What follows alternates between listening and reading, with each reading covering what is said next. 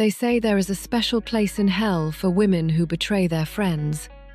If that's true, I've already reserved the penthouse suite.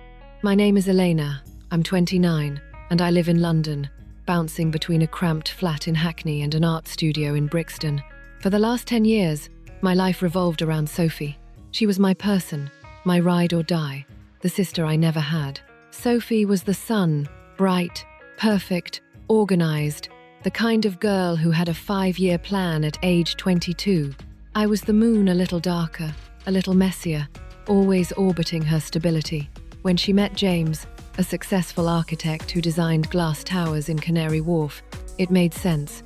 He was handsome, steady, and rich. He was the perfect puzzle piece for her perfect life. I was the maid of honor. I gave the speech. I cried. I adjusted her veil. I looked at James at the altar and thought, good for her. I honestly did. I didn't want him. He seemed too stiff, too corporate, too clean for a chaotic artist like me. But the thing about clean people, sometimes they are just hiding a mess that matches yours perfectly. The crack in the foundation started 4 months after the wedding. Sophie was a high-powered consultant and got sent to Dubai for a 6-week project. James was staying in London to oversee the massive renovation of their Victorian townhouse in Islington. Sophie, being the control freak she is, I say that with love, or I used to, asked me to check in on James and the house. Make sure he doesn't pick the wrong shade of grey for the kitchen cabinets, Elena. You have the artistic eye. It was supposed to be a favour, a simple, stop by, check the paint swatches, drink a tea, leave. But James wasn't the stiff architect I thought he was. Without Sophie there to manage every conversation, he was funny, darkly funny, cynical. We'd sit amidst the dust sheets and half-painted walls, eating Thai takeaway from plastic containers, and for the first time, I saw him, not as Sophie's husband, but as a man who was exhausted by the pressure of being perfect. The visits became frequent, too frequent. I told myself I was helping with the renovation. I was choosing tiles. I was debating light fixtures. But really, I was addicted to the tension. One rainy Tuesday in November, the heating in the house went out. I came over with a space heater and a bottle of cheap red wine. We sat on the floor of the unfinished living room, wrapped in blankets, the rain hammering against the single-pane windows. The air in the room changed. It stopped being friendly and started feeling heavy, like the atmosphere before a thunderstorm. James looked at me, really looked at me, over the rim of his glass. You know, he said, his voice low. Sophie would have called the contractor and screamed by now. You just brought a heater and wine. I'm used to the cold, I joked, trying to keep it light. I think I am too, he whispered. That silence, that damned silence. It was louder than a scream. It was the sound of a boundary dissolving. We weren't touching, but it felt like we were. The taboo of it was intoxicating. He was off limits. He was the most off-limits person on the planet. He was my best friend's husband, but in that cold, dusty room, the shared loneliness was a magnetic force I couldn't fight. He leaned in to pour more wine, and his hand brushed mine. It wasn't an accident. His fingers lingered, hot against my cold skin. The look in his eyes wasn't the look of a happily married man. It was the look of someone starving. And God help me, I realized I was hungry too. I was jealous of the life he provided, and he was jealous of the freedom I represented. We shouldn't, I breathed, my heart hammering against my ribs like a trapped bird. I know, he said, but he didn't pull away. The renovation became our cover story. A week later, Sophie was still in Dubai. I went over to approve the bathroom fixtures. It was a lie. I went over because I needed to feel that electricity again. I walked into the house, and he was there, waiting. He didn't even say hello. The energy snapped. The weeks of almost and maybe collapsed into a single, undeniable moment of recklessness. We stood in the hallway, surrounded by construction debris and expensive power tools. He took a step toward me, and the air left my lungs. "Tell me to stop," he said, his voice rough. "Elena, tell me to stop right now." I thought about Sophie. I thought about the wedding dress. I thought about the 10 years of friendship. And then I looked at him, at the raw need in his face. and I made the most selfish decision of my life. "Don't stop," I whispered. The aftermath was instant and brutal.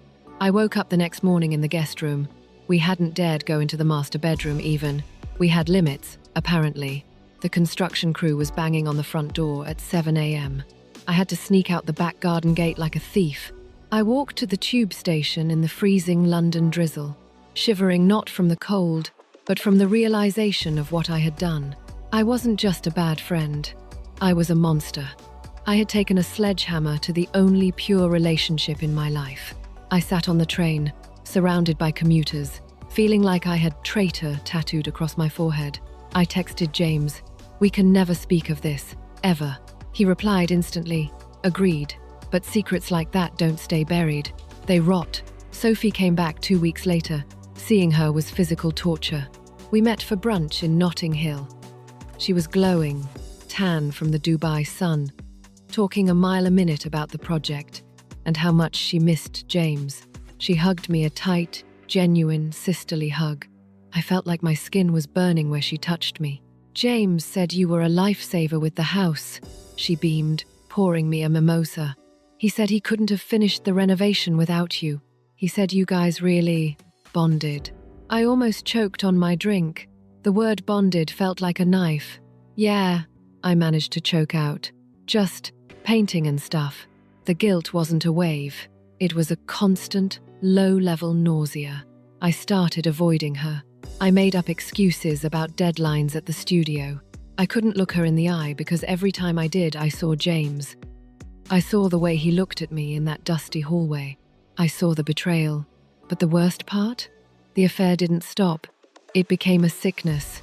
James and I were drawn together by the panic and the shared secret. We'd meet in random places, a dive bar in Camden, a park bench in Regent's Park, just to talk about how guilty we felt. And then the talking would stop, the tension would spike, and we'd end up in a hotel for an hour of frantic, desperate fade. It wasn't love. It was trauma bonding over a disaster we created. I hated myself. I hated him. But I couldn't stay away. It was like picking a scab. I was addicted to the fact that he knew the real me, the ugly version, while Sophie only loved the version of me she wanted to fix. I was living a double life. To the world, I was the supportive best friend. In the shadows, I was the other woman destroying the marriage from the inside out. I stopped eating. I stopped painting. I was just a vessel for anxiety and lies. You know how people get caught? It's never the big things. It's the cloud. It was Sophie's birthday. I was at their house, the house I had helped destroy. It was a dinner party. James was playing the perfect host, pouring wine, laughing. I was playing the perfect friend, cutting the cake. Sophie wanted to show everyone photos from her Dubai trip on the big smart TV in the living room. She synced her phone. She was scrolling through photos, camels, skyscrapers, sunsets. Then, she decided to check a photo James had taken of the renovation progress to show everyone the before and after. She switched to James's shared cloud album, and there it was. Not a nude, not a sex tape, nothing explicit. It was a photo of me. It was a candid shot taken in the guest room, the morning after that first night. I was asleep, wrapped in a sheet, looking messy and vulnerable. It was artistic, intimate, and undeniable. He must have taken it while I was sleeping, a stupid, sentimental mistake. The room went dead silent. The photo was up on the 6.5-inch 4K screen for everyone to see. My bare shoulder, the distinct tattoo on my back, the morning light of their guest room. Sophie stared at the screen. Then she turned to James. Then she turned to me. Her face didn't crumple. It went stone cold. The intelligence that made her a high-powered consultant kicked in. She connected the dots in a split second. The renovation help, my distance, James's moodiness. "Get out," she said. Her voice was barely a whisper, but it was terrifying. "Sophie, wait, it's not," I started, stepping forward. "Get out." She picked up a wine glass and threw it. Not at me, at the wall. It shattered, red wine spraying over the fresh grey paint I had helped pick out. "Both of you, get out of my house." That was 3 months ago. Sophie filed for divorce. She kept the house. She blocked me on every platform. She blocked James too, communicating only through lawyers. She scorched the earth. And honestly, I don't blame her. James and I tried to make it work for about 2 weeks. But without the secrecy, without the thrill of the forbidden, we had nothing. We were just two people who had ruined a good woman's life. We couldn't look at each other without seeing the wreckage. We broke up over a text message. I'm still in London, but the city feels different now. It feels smaller. I lost my best friend. I lost my social circle. Everyone sided with Sophie, obviously. I walk past coffee shops where we used to laugh for hours, and I feel like a ghost haunting my own life. I have my art. I have my studio. But I have no one to call when something good happens. And I have no one to call when I'm sad, because the person I would have called is the person I betrayed. I learned the hard way that chemistry isn't an excuse for cruelty. Just because you feel something intense doesn't mean you should pursue it. Some doors should stay closed. Some renovations should be handled by professionals. And some lines, once crossed, can never be uncrossed.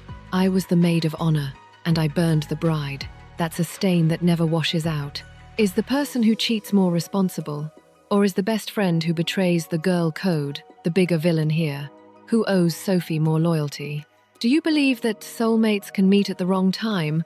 Or is that just a selfish excuse people use to justify destroying a family? If I had confessed to Sophie before she found the photo, do you think our friendship could have ever been saved? Or is sleeping with a friend's partner an automatic life sentence?